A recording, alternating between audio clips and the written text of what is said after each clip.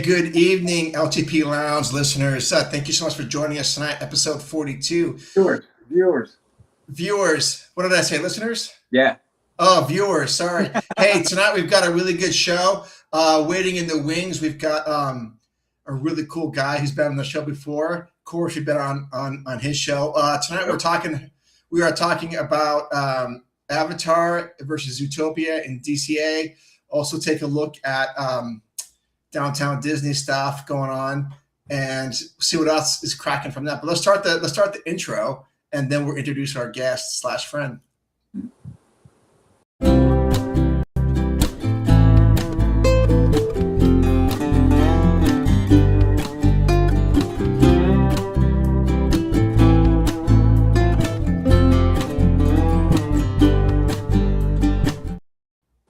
All right, love that.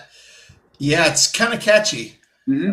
All right, baby. You know what? Let's bring on our guest / friend. I don't call him a guest. He's part of it, I suppose. But you all know him. Produces content daily. I can't even watch it all. I try to watch it all, but I can't. He just does it all the time. But it's a good friend. Is Mr. Theme Park Conductor. What is up, sir? What's happening, fellas? Hey, what's up? Not much. Mike, Starting to enjoy this summer heat that I'm feeling out here in Riverside County. I love it. You love Yeah, we have some heat here too, but it's supposed to rain tomorrow, I think. Thank God. Yep. I don't know. I was picking up on sarcasm. You know what happens. All right, John's already here. Let's go. All right, John, we will try to let it go for you. Of course, for those of us watching tonight, my name's Mark. I'm one of the co-hosts here of the Leave It podcast and the LTP Lounge. Sitting to the left of me is Udi, the Trump of Puppets himself. What's up?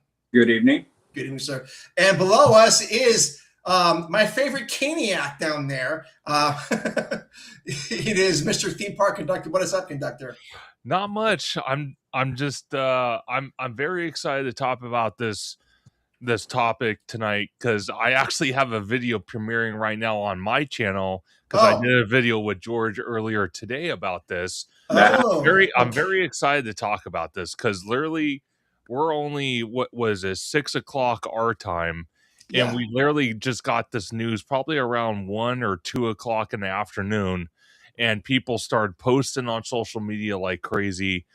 And there's a lot of valid points, so I can't wait to talk about it with you guys.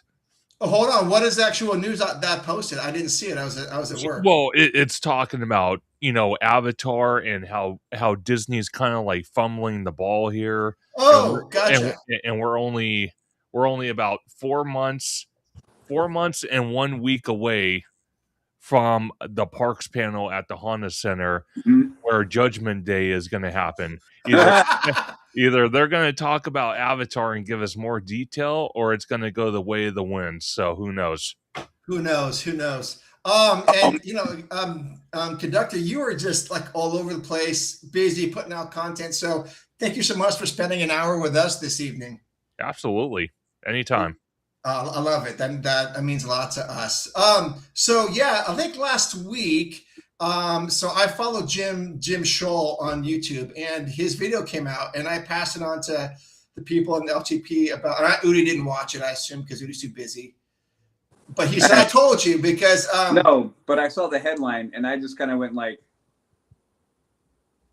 "What I've been saying." Well, Udi's been saying this for a while. I've been saying that I think they're going to do it, but now, so when someone like Jim Scholl says, "Hey, we're not going to," they might be changing their mind, or at least it could be possible. Then I think it has some traction. And then I saw that OG55 and Conductor talked about it. I go, well, we got to talk about it. Yeah, no, 100%. And what makes it interesting is part of the breaking news today. Another viable source that dropped.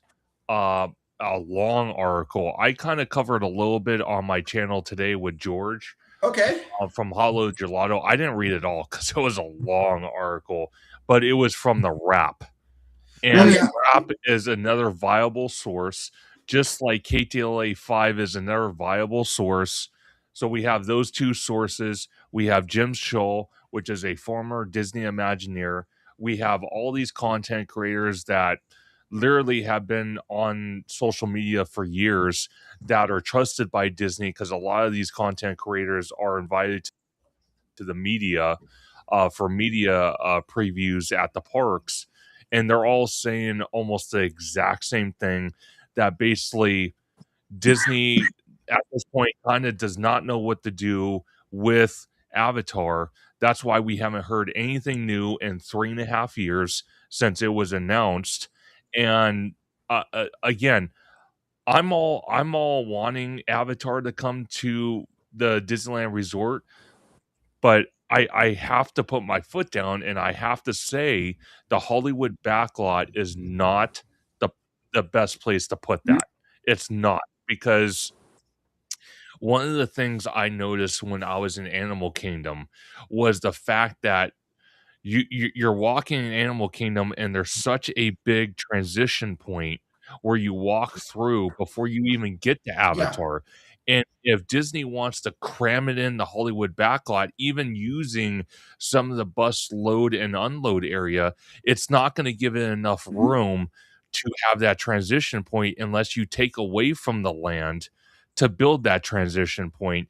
And when you start doing that and you start sacrificing the land to build a transition point, then obviously you have to put your foot down and say, no, no, no, no. This is obviously not the right spot. It needs to go somewhere else. Now, I'm not opposed to it coming to the Disneyland Resort.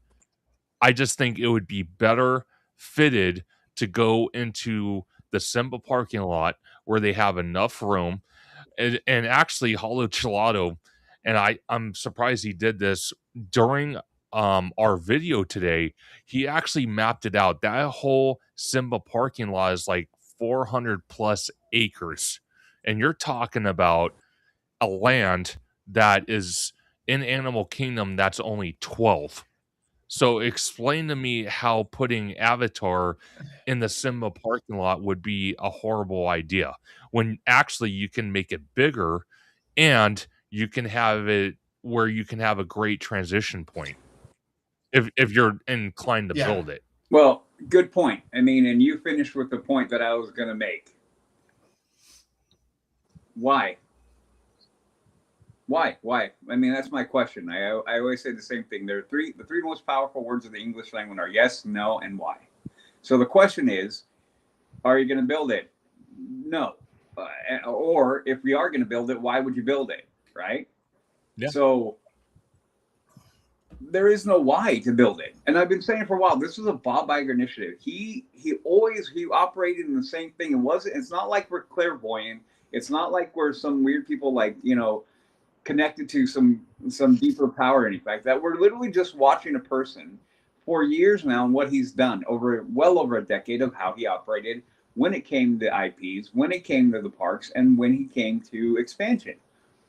It was the same thing. It was guided by one thing. Everything that he went for the most part, I mean, we're talking probably in the high 90%, was, hey, is it making a lot of money right now? Yeah, nothing wrong with the mentality, but understanding that when it goes to other parks, we can all make the argument that that's a fine and dandy way of looking at it.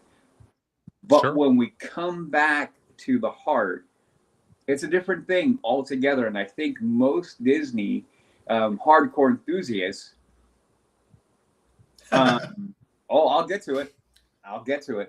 And I will get to it as to why that's a much better why than anything that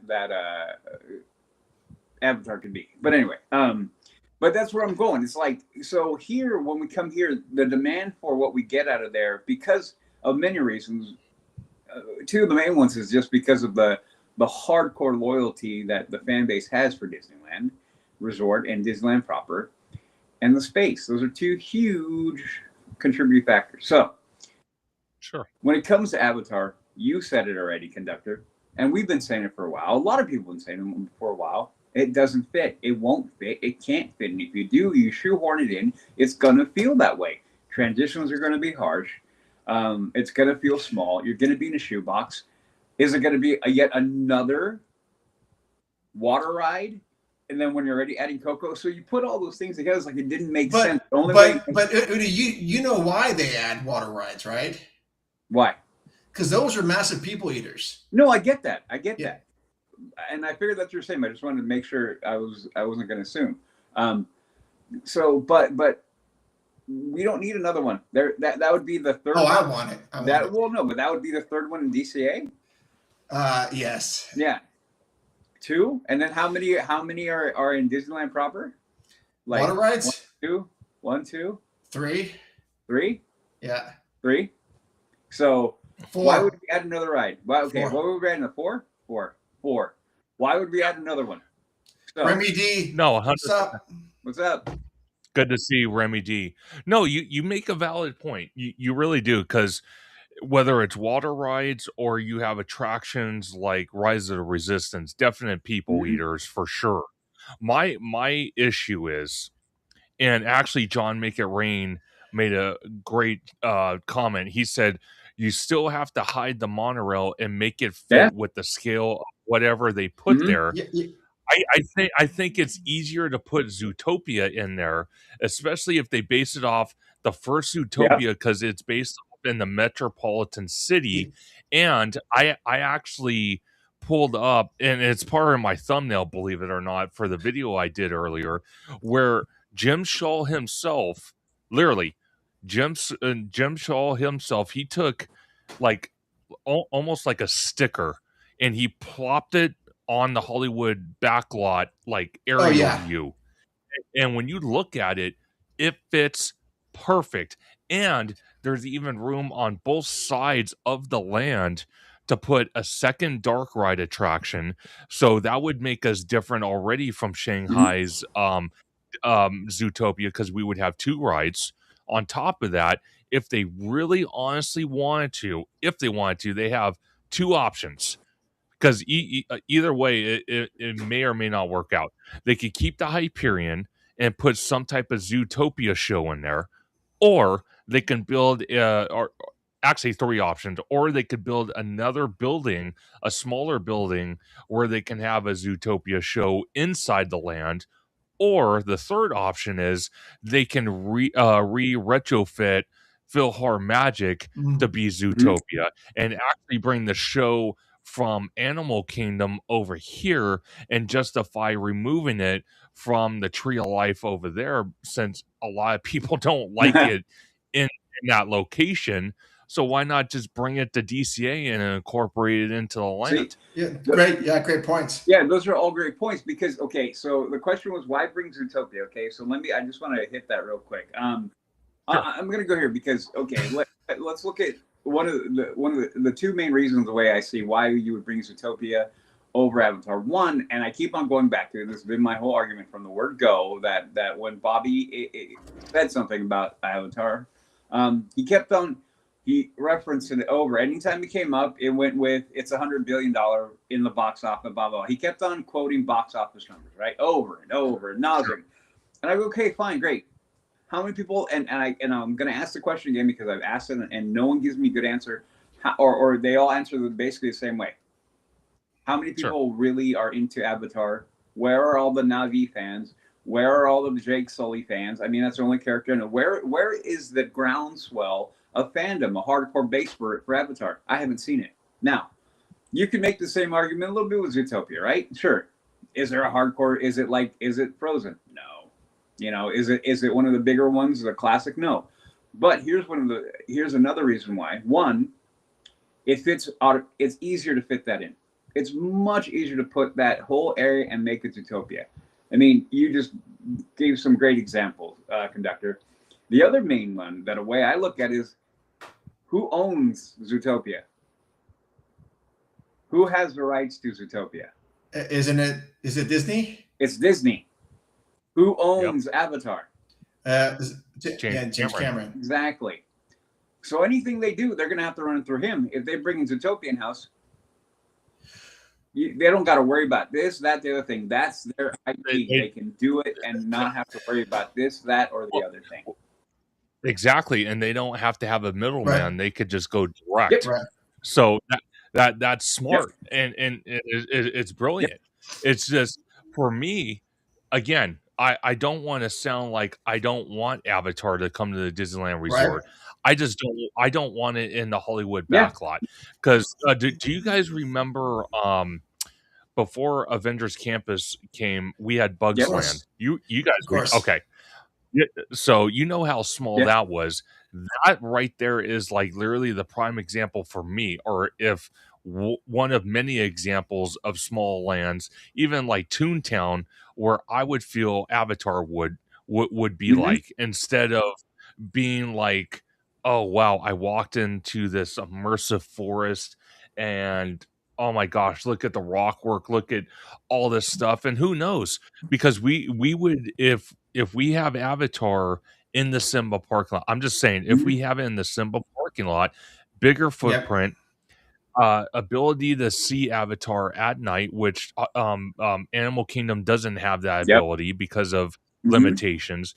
On top of that, we could have walk around characters as Sure. well, Mhm. which Animal Kingdom doesn't have, at least right now. So again, this justification to try to ram it into the Hollywood backlot is just not making Mhm. sense No. to me. Because quite frankly, I'm going to be honest with you, fellas. You know, if they do it and they try to hide the monorail with this rock Yep. work, I'm going to be honest with you, man. I don't know if it's aesthetically going to look Nah. pleasing to me. No. I really do not, because you're trying to hide something that technically shouldn't be there in the Mhm. first place. Right. And then to your point about if they set it in Zootopia, then you don't have to do anything with the monorail. Well, this is can why still I brought up let- this. True. I brought up this picture from Disney Parks blog. Right. And when I see this picture, I'm thinking, oh, this is exactly the view I would want to see coming into Hollywood Studios. Mhm. I mean, Mhm. it's like the footprint almost fits it, and you could absolutely hide the monorail back there. If you wanted to, but that's what I'm saying. You don't have to. You wouldn't have to. But they already have. Yeah, you wouldn't have to. They already have Yeah. like the blueprint for this, and Yeah. they could probably keep Monsters Inc. show building there, couldn't they? And put something in there. Yeah. They could. I'm not want sure. Them to. I wouldn't want them to be fair. No, I wouldn't either. Yeah. And actually, Remy D makes a valid point. Oh yeah. You know, I would be happy. He said, "Would you guys be happy with the Zootopia ride they have in Shanghai, or would you feel disappointed if they cloned it?" I'm going to say I'm going to be ashamed if they clone it, because they have a perfect opportunity now that they could still make the same ride system, but tell a different aspect of that movie in a different scene, and it didn't have to be verbatim, and it could be different. Yes. I completely agree. I completely agree with that, because I mean, I think we commented before that Disney different parks do not need to have clones. That's why, I mean, Batu East and West was one of the stupidest things ever. Oh, dude, I saw it. One of the dumbest. No, but losing my yeah, mind. but even if they could have. Anyway, so no, we don't want clones. It makes no sense to make a clone. They try to make every resort and every park be its own destination. Why would you do that and go like, well, I can ride this over here? Right, absolutely. So it takes away from its individualism, and so it makes it more just boring and waters everything down. So yes, I would be 100% disappointed. Again, I agree with you 100%, Conductor. The ride system's fine. Okay, so John Make It Rain says it gets hot in DCA. Having a nice lush Avatar land with trees and water would be lovely. I don't disagree, but and I don't know enough to answer this question, but is there like a forest water component to the Zootopia movies? That I'm not. Not really. Not really, neither one. No. There's Okay. parts where they go through water, but not like a full component. Because I mean, if you're familiar with Zootopia, it's different. I can't say that I've actually seen it. Mark, you need to see both of them. They're both good movies. They're both good. They're both good. Sorry. They are. So I think the closest we see water in Zootopia is from Zootopia 2. Yeah. I didn't really see it that much in one.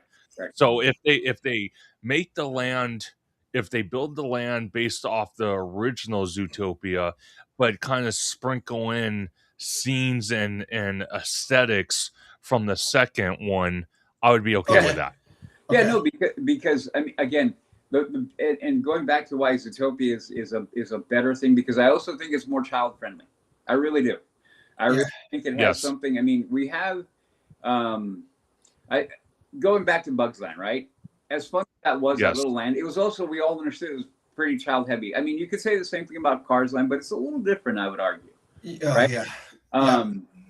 But if you do that, that's going to be very child heavy. That's going to be, a lot of kids are going to be with that. I mean, the bunny, the fox. I mean, there's animals you could do. Sure. Sloth. I mean, honestly, I would lose my issue if I saw the sloth, because I'd be laughing the entire time. So that's another thing for it. Like I said, that's another thing for it in its favor, that I think just elevates it for the space to be that versus Avatar. Jason says, by the way, our Avatar is also 20th Century Fox, which Disney owns now, Udi. No, go ahead, conductor. No, I was going to say no. Signs of Amusement, he's absolutely right on that.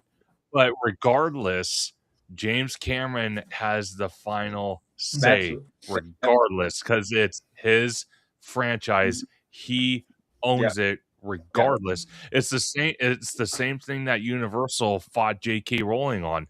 I can't tell you how many times I read articles and online posts and stuff when they were building, I think it was Hogwarts out here in Hollywood, or it might be vice versa. I can't remember. But one of the Hogsmeade lands or Hogwarts lands they were building, they were starting to build it. Everything was doing good, and then J.K. Rowling showed up on site, and one day she started walking around, said, "Nope, I don't like this. I don't like this. I don't like this." Man.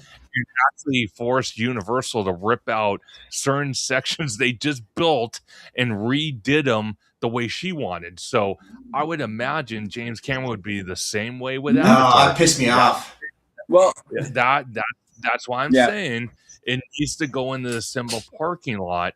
That way they can avoid those mistakes as much as humanly possible, because I can guarantee you Disney and James Cameron are going to butt heads if they decide to cram it in the Hollywood backlot because of space limitations. I'm telling you now. And this is James Cameron's, from everything I've understood and read, this is his baby. Like, this is his thing. And so it would be like, imagine if they had tried to do a Star Wars thing, a full thing, before they bought it, and how that would have been. Yeah, that would have been interesting, right? Can you imagine George Lucas going, "So you want to make two of these identical? No, that's stupid. It's stupid." So just to land, no, that's stupid. So just to be clear, conductor, you do want Avatar land, but you want it to be over in the Simba parking lot where it can actually grow and not grow, but just have room to build out exactly like a well-themed area. Yes, to breathe. A well-themed area. Yeah. And you'd be okay with Zootopia coming into Disney's Hollywood Studios. Yes, because the reason why, and I want to clarify some because we kind of covered it on my channel earlier today, was Boardwalk Times actually posted on X, and he made a controversial comment. I didn't think it was controversial, but maybe a lot of other people did. And he said something along the lines of, Avatar, it would take a lot more work. They would have to build water preservation tanks and all sorts of infrastructure and nonsense. Meanwhile, Zootopia is a quick win. And it still represents Disney in a way that caters to everybody. It doesn't just cater to one age group. It caters to all in a certain aspect. So because the problem is with Avatar. Think about this, because this is how the line of events goes. Monsters, My Consolidated Rescue was supposed to be closed by now, and the building was supposed to be level to the ground by now. So it should have been a vacant lot at this point, and it's not. And they delayed it a year, so now it's not closing until 27. Okay, and George was at a D23 event couple months I remember. back Yep. where Thomas was still the president of Disneyland and told media, told people at the D23 event, no, Avatar is still on track. It's still happening. We're working hard on it. It's like, well, that's great. You say that, and it kind of benefits you guys, even though it doesn't benefit us, because you never gave us an opening time frame when Avatar is going to be built, done, completed, and opened. So you can sit there and say that all freaking day long, and no one can say nothing against it because you didn't give us an opening timeline. But think about it. You close Monsters next year. Okay. Then you have to strip the building because I'm sure Disney's gonna wanna save some of the animatronics, some of the show elements. So that's gonna take a couple month progress. Then you have to file permits for demo. Then you have to go through all this crazy nonsense. So you're talking probably another 6 months to a year before they have that whole land leveled to the ground. Okay. And then after that, then you have to start. So they probably wouldn't have Avatar done. I'm being serious. They probably wouldn't have Avatar done until 2031 to be realistic. And right then and there, I'm going to be honest with you, is not a great timeline because if you think about it, 2031, we're probably going to have two things going for us. Lion King attraction, possibly, not guaranteed, but possibly will be open in Disneyland Paris. And the Magic Kingdom will be celebrating its 60th anniversary, the Diamond Celebration, which, if both of you remember, at Disneyland was humongous. Yes, It was a humongous celebration. So you can only imagine what Magic Kingdom's going to do. If they even do a fraction of that, everyone's going to be focused on Magic Kingdom. They're not going to focus on Avatar. Hell no. No way. Sorry. No, you're right. You're right. You're right, dude. You're right. Yeah, no, you're right. And then, so I don't know why that tweet would have been, or that X post. I always call them tweets. I can't change that. Why that would be controversial? No, that is a spot on take. I mean, spot on take. I mean, there is, again, as I bet you, like, I mean, we're gonna have this is gonna be an ongoing conversation in the community now for a good time. And I bet you, as we move forward, more and more people are gonna start molding this around. Whether or not you sit on the fence of I want Avatar, I don't. I'm gonna go right here. I could care less. If it comes, good. If it doesn't come, good. I don't care. I'm not into it. But the thing is, you don't have to be into it, and I'm not into it whatsoever, as you know. But when I got to experience Avatar Land, Pandora at Animal Kingdom, I was like, this is pretty damn cool. This is really cool. Even though I've got no associated ties to any of it. Right. But again, my point is back to this, is like, in Animal Kingdom, from what I've seen, I understand it fits great. So it's all melded and beautiful. So yes, it heightens what you already have. This wouldn't be that. This would not be that at all. It wouldn't be anywhere near that. It'd be just carved into the ground and be like, hey, this is cool now, I guess. That's what I guess. Well, see, it's interesting you say that, Udi, because me and George were actually talking as well. We're all like, okay, well, if they don't give us any information, and I know John and so many others that watch my channel really want Avatar to come, and more power to you if it happens. But the problem I see is they've had 3.5 years to at least start showing us construction, and they have not. And that's a problem. And then if you look even past that, you had 4.5, almost 5 years that the Eastern Gateway project was announced, and they haven't even put a shovel in the ground. Then you look at Downtown Disney with that barbecue restaurant and the steak restaurant. Still nothing's happening. So again, Disney, Josh Tomorrow or Thomas Maslum can get on stage this August at the Honda Center, stand in front of 30,000 fans and say, yep, we're building this. But fans are going to look at him and laugh at him and Disney and say, you guys are full of crap. We want to see action. We don't want to hear words. We want to see action. If you guys are going to charge us 2 arms and a leg to go to your park and you're going to give us nothing new, how are we supposed to believe you? Come on. So this is just turning into sadly. Well, are we missing any comments? I'd rather go those. Yes, we have. There's no quite a few comments here. Yeah, can we back up? I want to make sure we're hitting those. I don't want to go. Yeah, just give. Sure. Yeah, so hold on. Just give me a sec. Yeah, get back to where it goes. So let's address them. I don't want to leave the guy. Okay. Let's go back here. This is sorry. We're gonna go back a little bit, guys. Having Avatar there would allow them to have an X-Men area and other things too. I think he's talking about if the Hyperion, possibly. Yes, yeah, you're right. Also, you can have so many cool interactions with the plants and animals from Avatar during both the day and night too. I don't disagree with that. I think that's a great point. Those are all good points to bring it over here. I don't disagree. Not in the Shanghai. I'm not sure what that was about. Okay, and then Remy D said, I would like the amphibious ride system that has both coaster and boat sections. For the boat section, you could ride on top of the walrus like Zootopia 2. Yeah, that amphibious ride system, Remy D, is that the one that's at Dollywood or coming to Dollywood? Because that thing looks incredible. It's like, I think holy smokes, that thing's awesome. Yeah. Yeah. Okay. Yeah. Cool. I'm on TV Avatar, but I think he might mean team. But I think some residues may. I think I'm on TV Avatar, but I think some. Residuals. Oh, residuals. Yeah, I agree. Yeah. He says Team Avatar. Gotcha. Okay. Yeah. And then Jason said they tried several times to do a Star Wars land before they bought it, even one called Lucasport. That is correct. Yep. Well, a new Tomorrowland. Okay.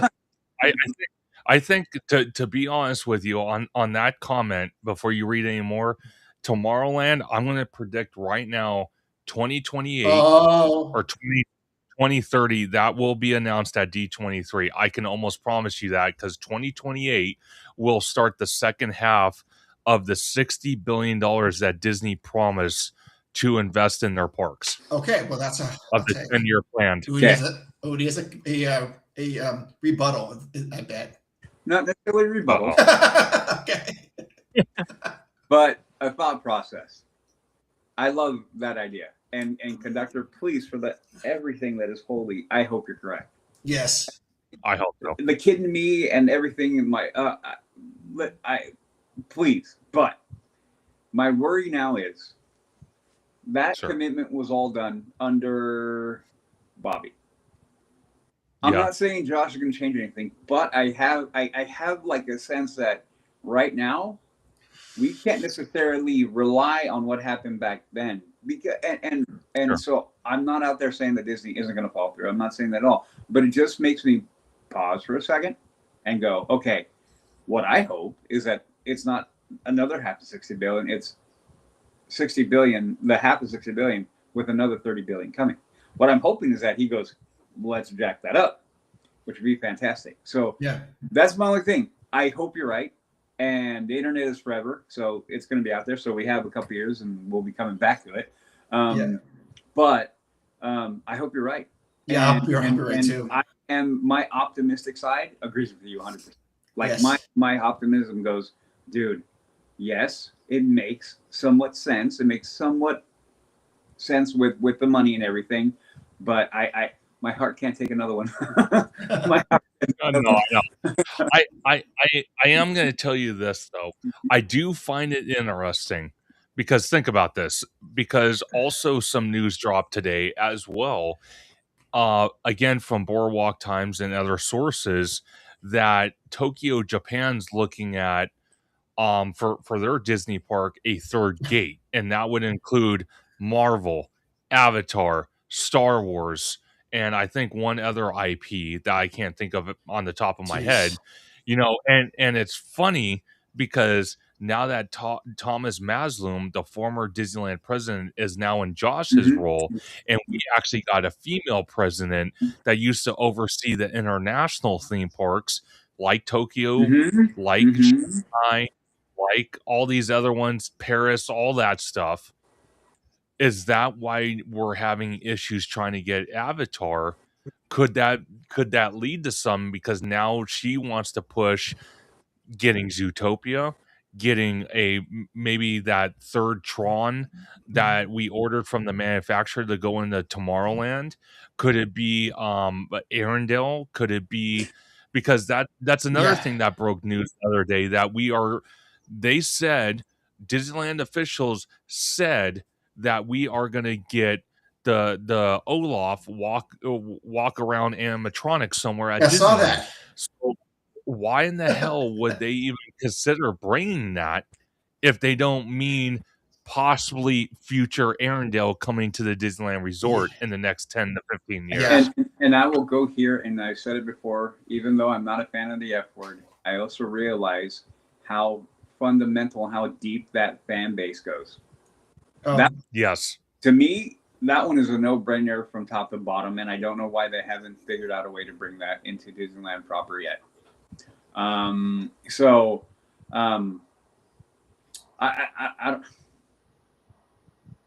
don't know. I think you're onto something with that, conductor. I think you're onto something, because now with the removal of Bobby, and then everybody moves up, right? So then everybody's going to have a certain degree of like, well, okay, what am I going to do? Sorry, this is for one of the comments. No, you're good. You're good. I like that, Olaf Walkenfall. Yeah. So that's an interesting name. I like that. That's actually so Eric posted, hey guys, not to change the subject, but I want to support the show. Thank you very much for that. But I can't find you on Patreon. Can you help me? I look forward to the show every other week. Thanks, friends. Yeah, so I'm going to post our QR code for our Patreon. Yeah, we don't want to see conductor. Oh, that's all right. I'm not. Actually, you're very important. But it's on leavingtodaypodcast.com, and go to support. Hope that helps. Yeah. Okay. Well, okay. So because this is. Let me go ahead real quick, and then let me move on. I think you're onto something, because I think now my question then becomes, how much of the push for Avatar was Bobby, and how everybody's just like, well, he's the boss, so we're going to go with it. We're being told, and we follow orders. I mean, we get them all the time. There are plenty of times that I'm looking at my boss going, are you for real? You want me to do what? And you go do it because you have to. I'm curious now. This is the thing. This is why, with him being gone now, all these things that we've been talking about for a while now, I think there's a good reason to kind of pause for a second and take a breath. And so you brought up about action. We want to see action. We want to see action, right? Yes. Show me, don't tell me. Correct. So here's what I want to say about that. I would say that maybe their inaction is the action that we're seeing. That's the action in itself. The fact that they're not moving, they're not doing this, the fact that they delayed the closing of Monsters, all those things seem kind of like non-action, but I think that's the tell. I think that's what I'm saying. We don't know what we're going to do. In fact, we're probably going to scrap that, and we have to come up with a new idea. Yeah, because one thing, and John Make It Rain actually puts up an interesting comment. He says, no Frozen, please no. Just bring Olaf over to by the Matterhorn and call it a day. That's too much space to dedicate to an area that will only have one ride, which has been repeated 5 times, which makes sense. But then again, Disney can change that ride system. They choose not to, but they can. And the thing is, the perfect spot for Arendelle, I think, if they're going to build it, I'm sorry to say this for anyone that is a fan of it, get rid of Autopia, get rid of the lagoon. Well, keep the lagoon in some aspect, but build it in that spaghetti bowl of an area back in the back corner over there, and it would be a great thing. The reason why, because you got the Matterhorn right there. But the problem with the Matterhorn is, for years now, it goes under refurbishment for a very long time, because they're basically putting Band-Aids on a structure that year by year is becoming more and more unsound and unsafe, and they keep putting Band-Aids on it. At some point, they want to tear that to the ground and rebuild it exactly how it is, but actually structurally sound compared to its self right now, which is, you know, old infrastructure that's barely holding together with basically band-aids and duct tape. You know what I mean? It's just not, it's not feasible. But they could build Arendelle in that spot. And we've seen it before. Disney likes to tease IP because you have this Olaf animatronic coming.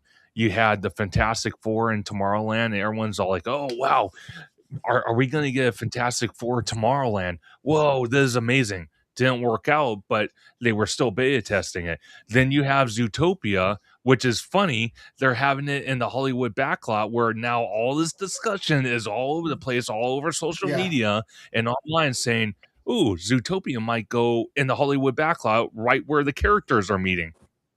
It's just like there's a reason behind the madness. Well, see, you know, Seth brings up a point, or something small between Small World and Nemo. And hey, Seth, how's it going?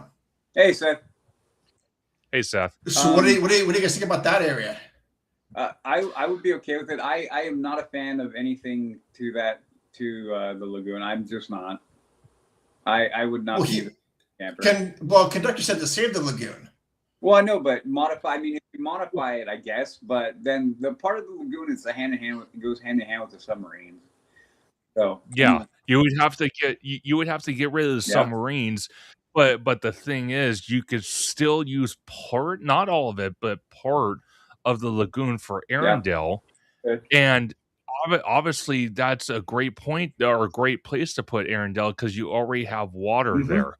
So it would be easy to fit Arendelle in that location because you have water. Because when you look at both Arendelle's at Paris and was it Tokyo that has it? Yeah, Tokyo. They both have water surrounding each of the lands, so you already have a slam dunk there. And I think John Make It Rain said something earlier about, well, if you put Avatar in the Simba parking lot, there's no water. Well, they can easily change that. That's fine. But so they rip up some streets a little bit and make it kind of inconvenient for drivers for a little while and run water lines across the street. Come on, you're talking about child's play here. Come on. Engineers and stuff can do that in their, they do that all day long. Well, speaking of engineering, Conductor, what about in your proposed spot for Arendelle? What about all the monorail track that meanders back there? See, that's the only bad part.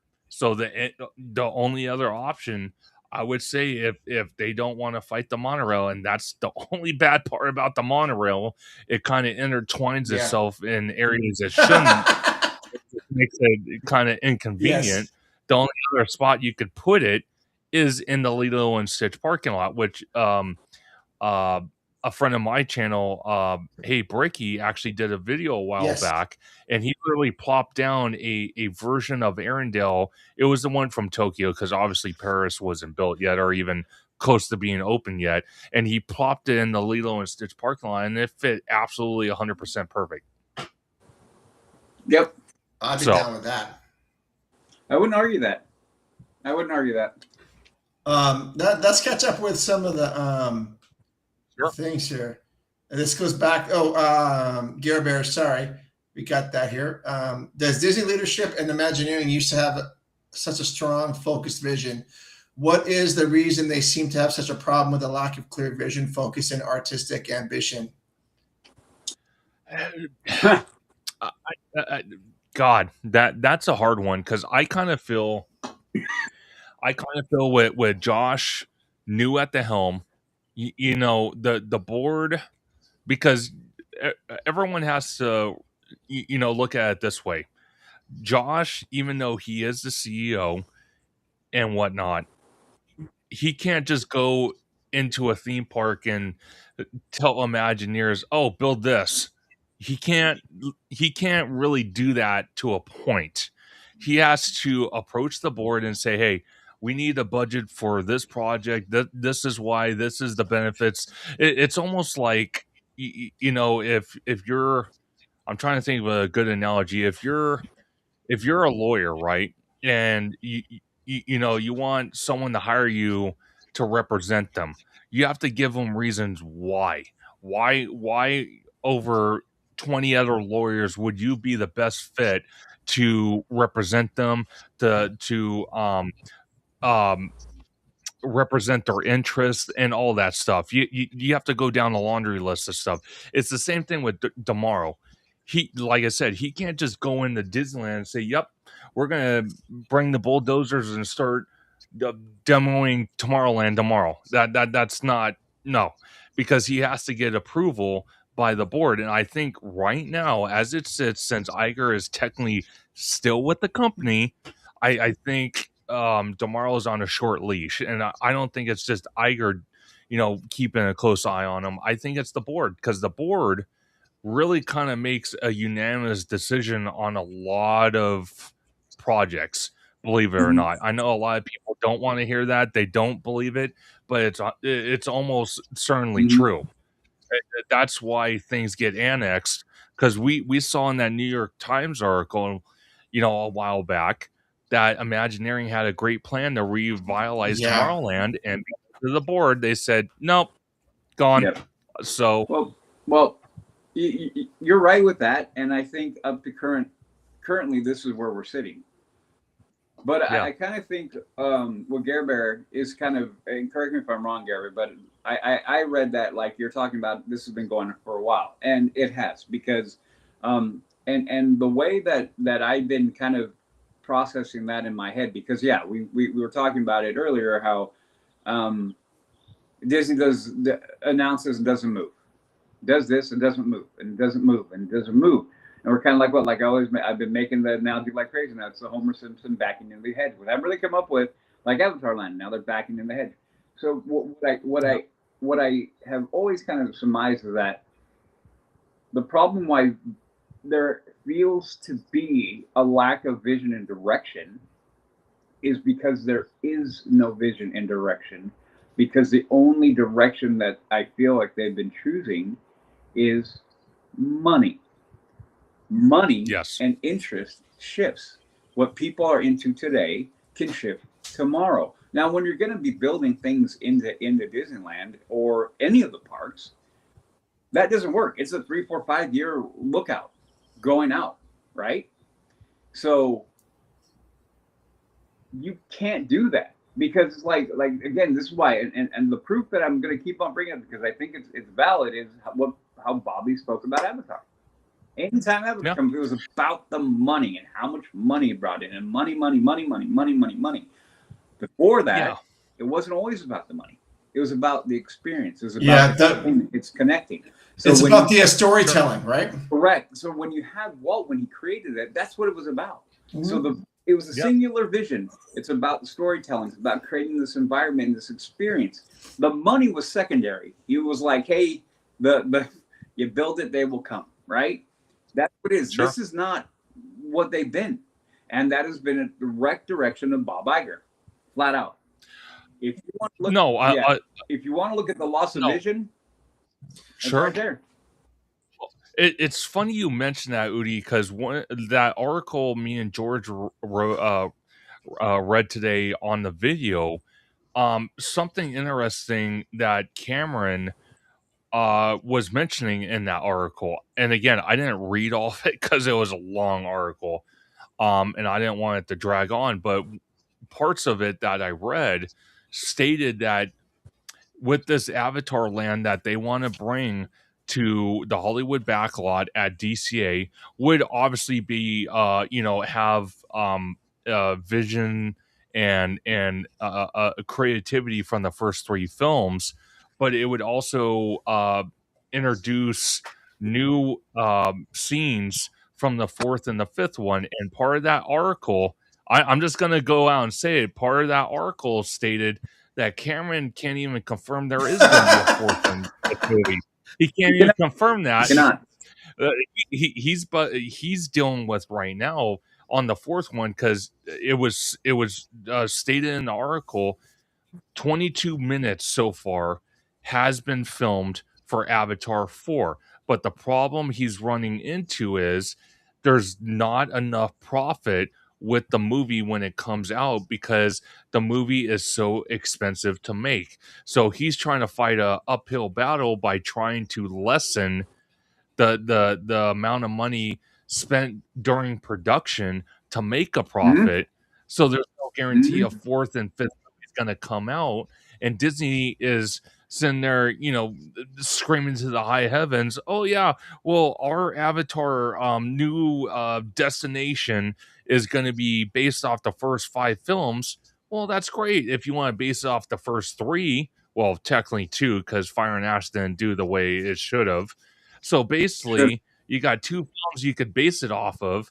Fire and Ash is kind of like a hit and a miss, and 4 and 5 haven't even been made yet. And you're sitting there telling fans and all this stuff, hey, look at us. We're gonna be basing it off the 5 films. And Cameron's saying, no, because the 4th and 5th one I haven't even barely started yet. On top of that, you have Iger, who initially announced this during an earnings call 3.5 years ago, and correct me if I'm wrong, he put Disney in a very, very bad spot by opening his mouth when he probably should have not said something. And you're totally right. Yep. On that, I cannot disagree at all with anything you said there. Just so you know, the whole time you were talking, I was inside going preach there. Preach. Yeah. Do you have any comments? I just want to make sure we're keeping up. So Remy D did comment. Well, actually, Seth said, "I'd rather have Tangled than Frozen." Okay, well, I'm with you on that one, 100%. And then he said, Tangled. Yep. Conductor, I think you're right. Tokyo Space Mountain will be done 2027, 2028 D23 we'll see Tomorrowland news for the States. And I'm going to tell you this. Okay. And after experiencing Tomorrowland at Magic Kingdom, it needs a little bit of help, but not as much help as ours here at Disneyland at Walt's original Magic Kingdom. I'm sorry. They have the People Mover, they have Autopia, they have Buzz Lightyear, they have Monsters Inc. Laugh Floor, they have the freaking Carousel of Progress, they have Autopia, they have all this stuff they can do. Tron. So don't be preaching to me, oh yeah, our Tomorrowland needs help. No. Personally, if I was rich, I would buy you a one-way ticket to come to our Tomorrowland, and I'll stand right in front of you, and you tell me that Magic Kingdom needs help, and then maybe I'll tell you you're crazy and walk away. There you go. Okay, a couple of comments here. They need to stop. There's some Seth. They need to stop trying to make lands in Disney about stuff that was not from the source material. Look at Galaxy's Edge. He's not wrong. Yep, thank you. Good job, Seth. Yep. And Jason coming in. Well, maybe James needs to stop copying the first Avatar and make a decent sequel. Oh, ouch. Well, you're right, Jason. Oh, no. Jay, you're right, man. Hey, Seth, we're going to be in the park. I don't know if you caught that, Seth. If you just caught that. Mark and I park. Seth? What? Yeah. I'm telling Seth that if he hasn't heard, you and me are going to be in the park on the 14th and 15th of May. Oh, yeah. We are going to, well, since we said that, we will be at the parks on May 14th and 15th. And I think the 15th, hopefully we get to hang out with Mr. Conductor himself. Hopefully. I'm looking forward to that for sure. That should be fun. And someone comment about, I think John Make-A-Rain said that the chat has been really active tonight, and he's correct. And so I very appreciate everyone that is adding to this. Okay, it's a good Jason, topic, man. This is it's a great topic. Yeah. Magic Kingdom needs help with their shitty train where there's nothing to look at. Oh, train. Yeah. Oh, I didn't get to experience that, so I'm gonna have to check that out. I know they did some reworking when they built Tron, but now it's kind of like only a half experience because they don't even go to Frontierland. So I'm kind of glad I didn't ride it because it probably wouldn't have ruined the experience for me. So I'll just wait. And then the other topic we have about 6 minutes left in the show, but you talked about Downtown Disney, Conductor, about you're frustrated with like Arthur and Sons, it's just being leveled and there's nothing going on. And I think your friend Bricky did a show on Downtown Disney this past week as well about some of the shops that aren't even opened yet. The one that's going to go right next to the Earl Sandwich that's kind of wedged in the corner there. No, Yeah. yeah, So like nobody's gonna want to like rent that space out. no, it's something. Even Bricky said it in his video. It has to be a store that's eye catching. Because if it's not, people will pass right by it. Because the main focal point is going to be the Avengers Yeah. store. I don't even think Nectar Life is really that great unless you're in the Bath Beats. I've never tried them, but and then the main event seriously is either going to be Din Tai Fung or it's going to be the Carnaby by Gordon Ramsay, which I'm excited for because I love Gordon Ramsay. I'm excited for that too. Any idea when that's going to open? So I'm hearing, and again, it's just rumors, but I'm hearing by this winter, either both locations, Earl Sandwich and the Carnaby, are going to be open, or at least one or the other is going to be open. But I would assume both of them are going to be open at the same time. And I'm actually just keeping my ears to the ground, trying to figure out an opening date so I can request that day off because I will be there. I kid you not, at the crack of dawn to hopefully meet Gordon Ramsay himself. I'm hoping he's going to be there because me and him, like Udi was just kind of like ducking like this when I was, going on my rant. Me and him like to rant about, things that we're passionate about. Yeah. So me and him like are tight like this. Yeah, so I know. I'm with that. And I hope you're able to do that, conductor. That would be awesome for you. That would be awesome. Now again, when it comes to downtown Disney, right now downtown Disney is kind of like in a crisis mode because you have multiple generations of identity issues. You have the old school downtown Disney mixed with the new school, kind of mixed in with the middle child. So you kind of have like three different versions of downtown Disney, and it's like, what in God's name are we looking at here? Because I'll tell you something, Mark. When I went to Disney Springs, I don't know if you got to experience it. Disney Springs was phenomenal. Okay. I'm like, I could spend like 2 or 3 days at Disney Springs exploring, trying the restaurants, trying the shops, the experiences, the whole. I'm glad you brought that up because I was going to ask you if you got a chance to go to Disney Springs. We spent a couple of days there, and I called or texted Udi and said, "Dude, you're not going to believe how big Disney Springs is and how I guess Udi's had enough for tonight. Just how incredible it is and how much. I mean, imagine if we had something like that down here. You would just meet your friends there and hang out. You don't even have to go to the park. No, dude, I'm telling you now, it was such a wonderful experience, and we didn't even get to experience Gideon's.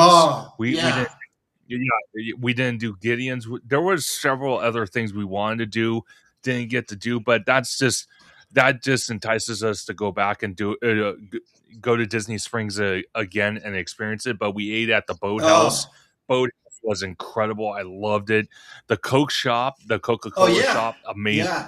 I will tell you the World of Disney store, that was trippy because that thing was massive. I'm like, oh my God, it was huge.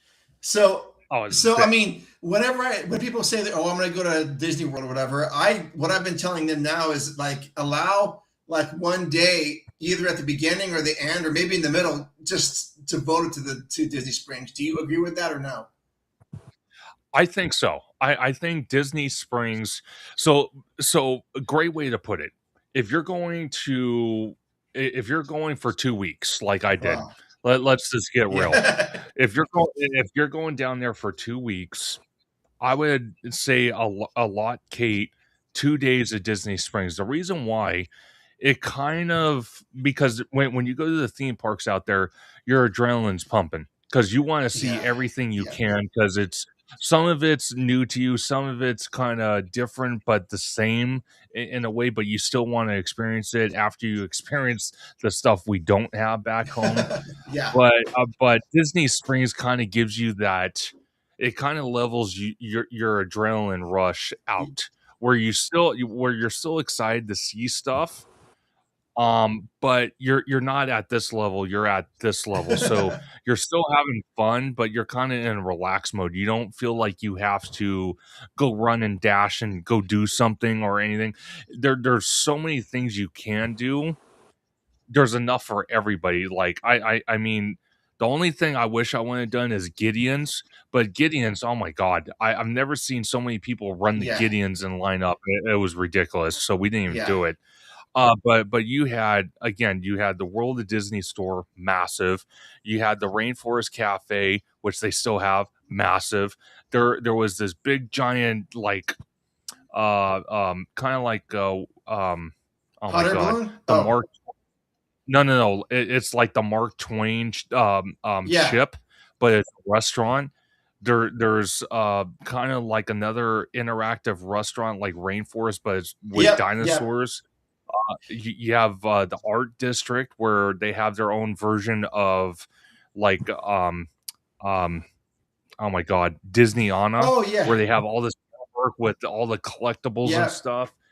Then you had like a discount store where it had merch from all over the place. Like, I mean, Run Disney, Disneyland, Walt Disney World, Tokyo Disney, Shanghai Disney, Disneyland Paris. It had all sorts of merch in this one locate.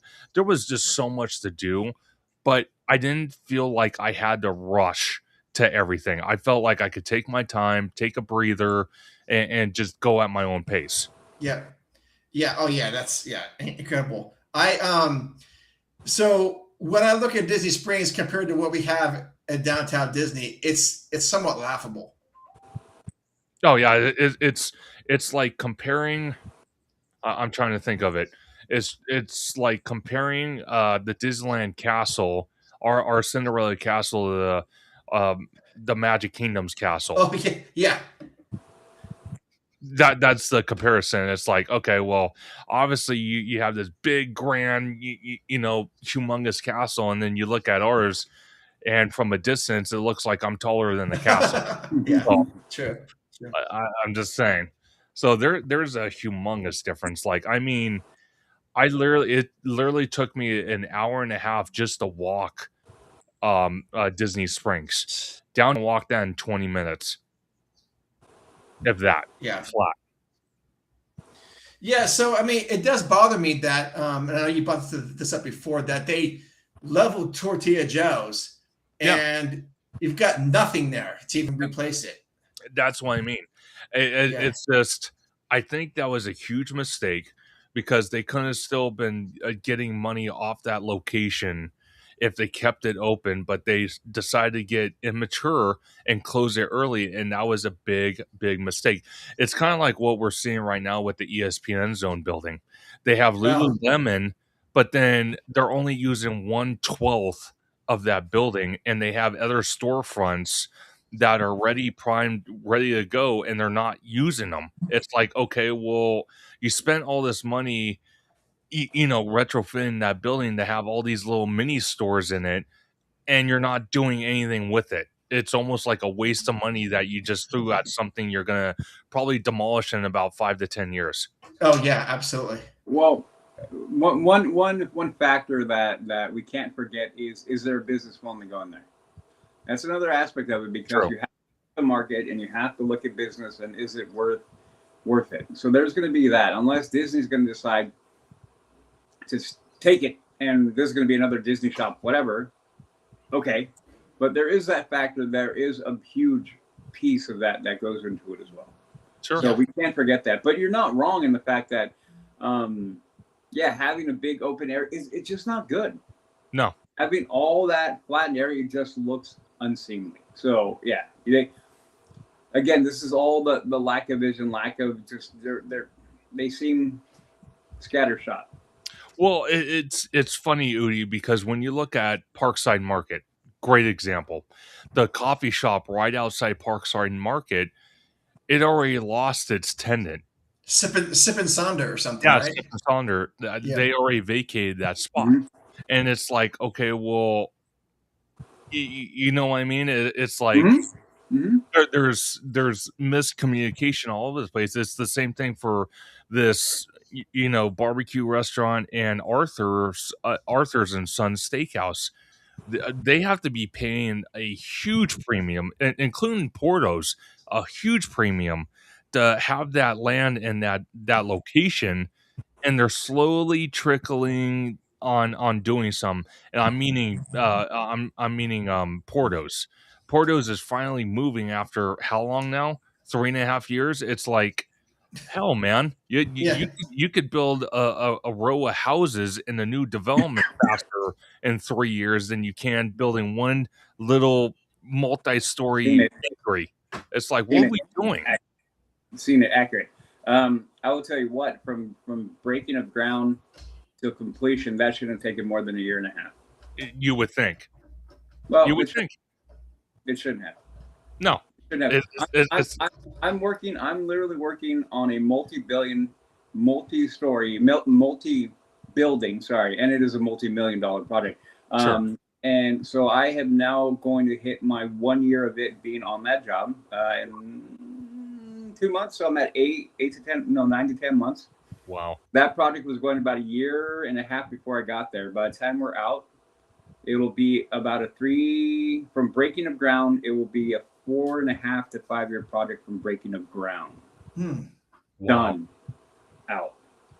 One of the buildings. That's great. One of the buildings, the office building that's attached, we're under the gun for 1.5 months to be completely finished 100% because tenants are moving in.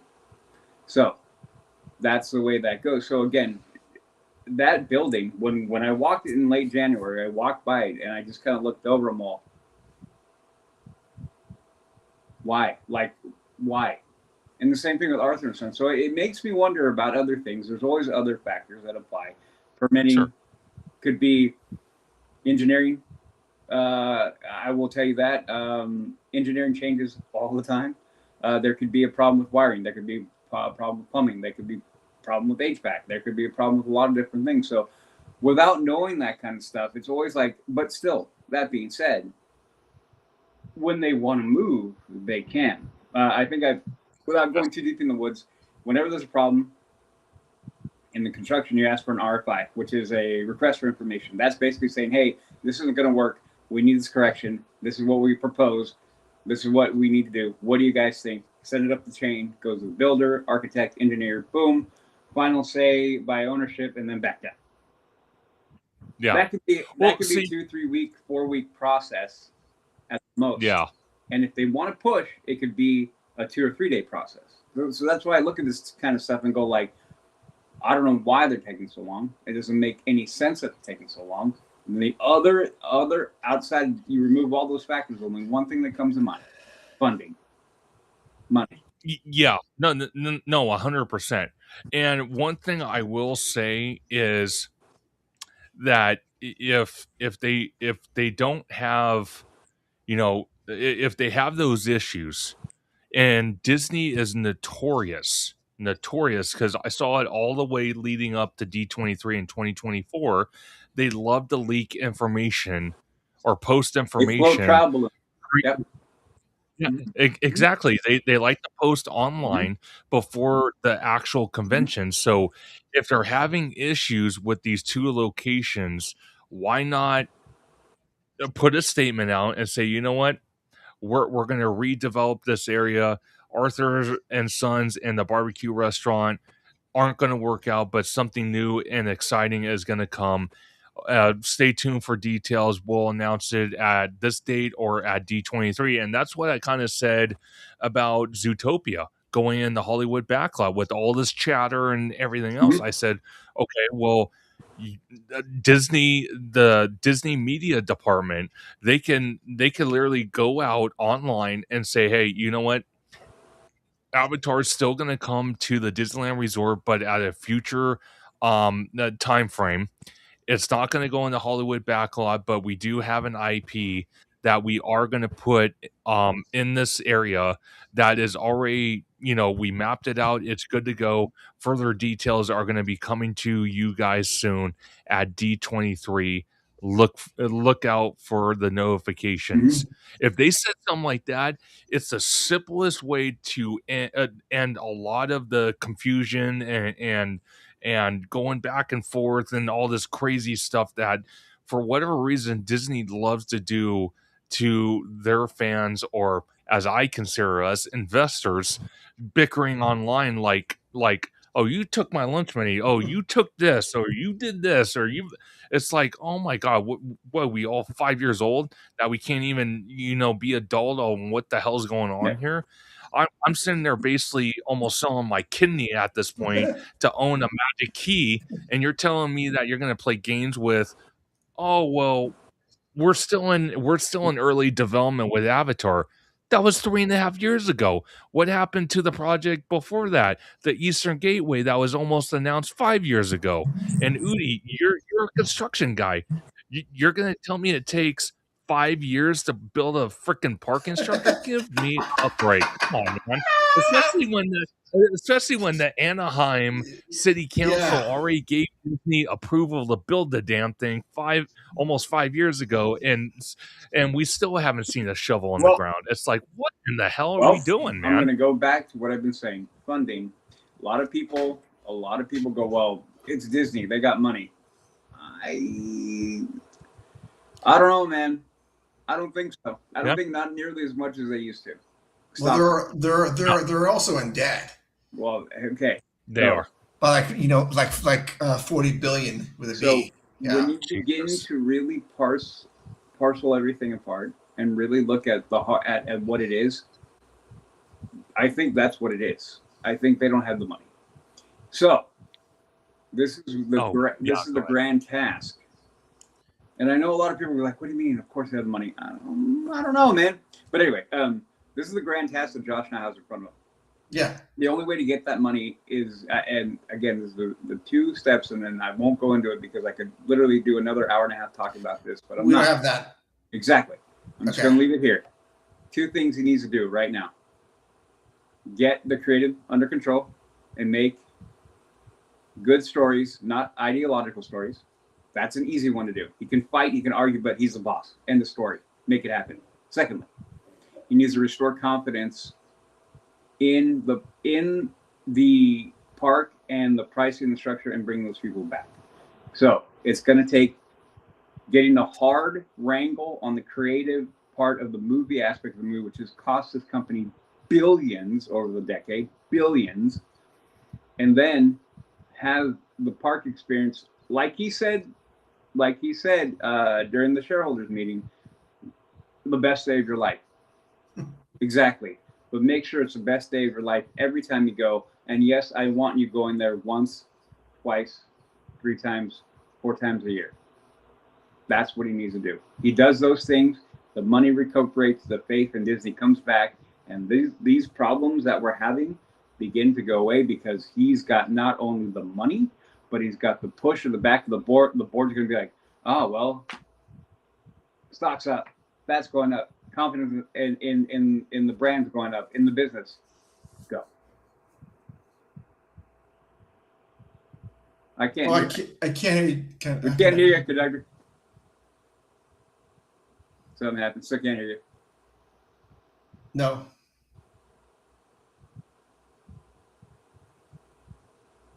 Let's see if we can fix it. But anyway. Okay. Well, we can take a look at some of the comments before we wrap the show up. Yeah, please. Let's make sure hit those. I want to make sure. Can you hear us yet, conductor? Or Okay, but we can't hear you. Yeah, we can't hear you. So let's read this real quick. Okay. From Eric, and hey, Eric, thanks for joining Patreon. That was awesome. Thank you. We very much appreciate that. They turn to Tomorrowland. Or they should turn Tomorrowland into a comedic look into what we thought was going to be the future. Kind of how they turned the Jungle Cruise from a serious education ride into a comedy act. Oh man, that wouldn't be bad. That's pretty funny. That'd be kind of funny. That'd be pretty funny. Are we back with conductor yet? No.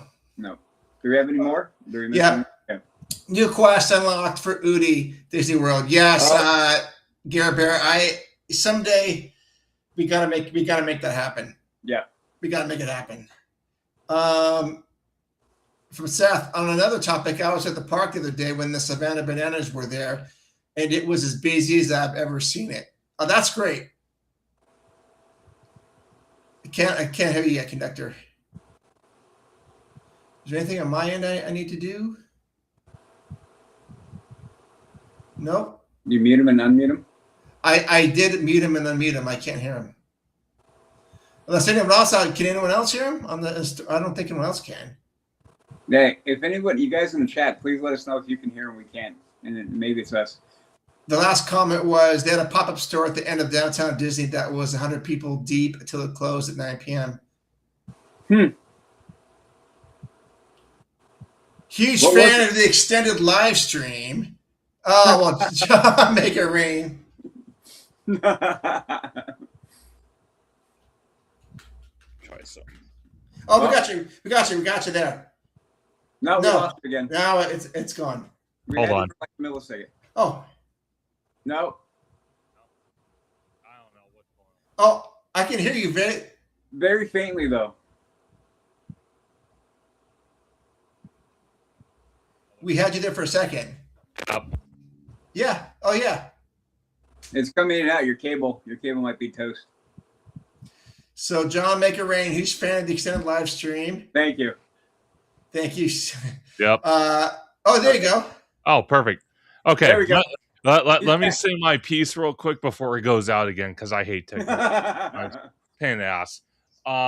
My final thought about everything though is I think going forward, I think Josh tomorrow and the team, because I agree with Udi 100%. 100%. My take on it as well is don't sit there and promise things that you can't keep.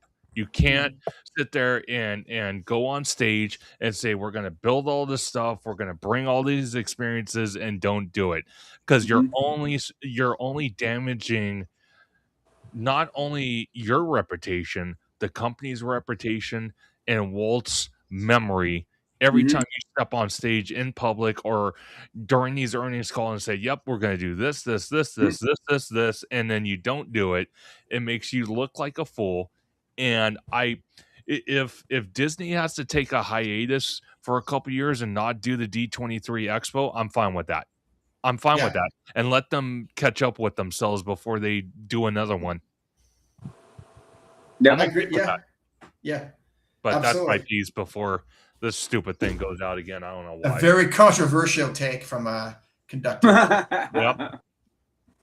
Okay, well, it seems like we have an extended show tonight. So thank you for everyone hanging out in the chat. I want to say thank you to Conductor for showing up tonight. It means a lot to us that you spent some time with us. We really like you. We enjoy hanging out with you, and I always get a good laugh or two from you. So, I'm glad to deliver. So why not? Yeah. So where can people find out more information about you, Conductor? Absolutely. You can find me on YouTube, Blue Sky, and Instagram at Theme Park Conductor, on X at Theme Conductor, TikTok at Theme Park Conductor 1, and every Sunday at 5 or 7 p.m. Pacific Standard Time for Conductor Sunday live stream, where we have amazing guests like the LTP Lounge crew, Mark and Udi, who have been on there multiple times. Always great to have them on. And as we kind of nerd out and vibe out on Disney news, Universal news, and just everything theme park related, it's such a great time because the chat loves to interact with us, as you guys can clearly see in your guys' chat. They come up with some great questions, and I love answering them. I love interacting with them.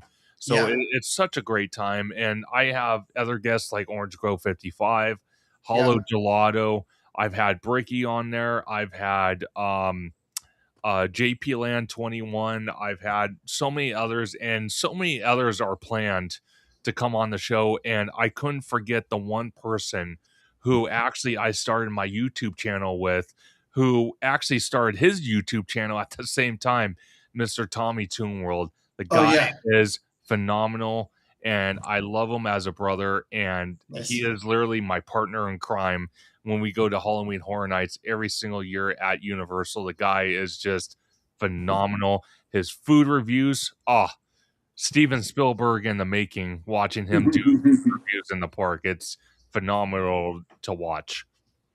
Awesome. Yeah, and thanks for letting us be a part of your world. Yeah. No pun intended.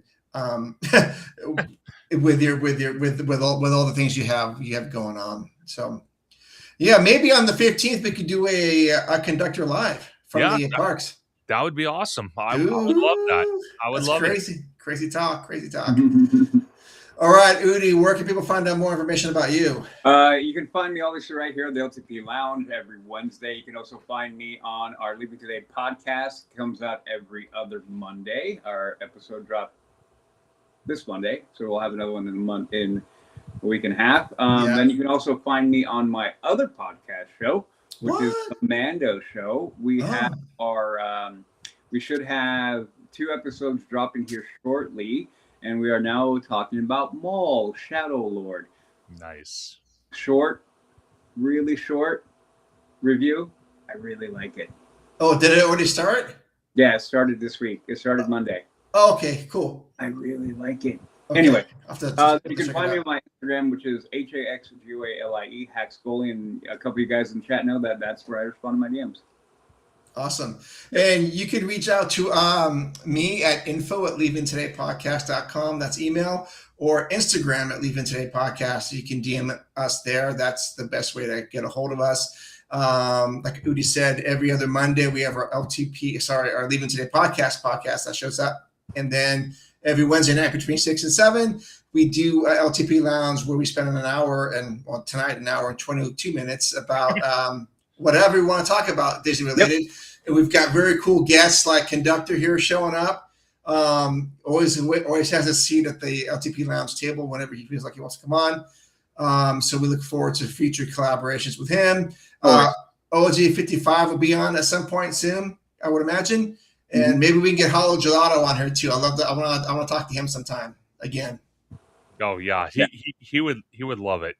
He loves this stuff. He lives for it. Okay. All right.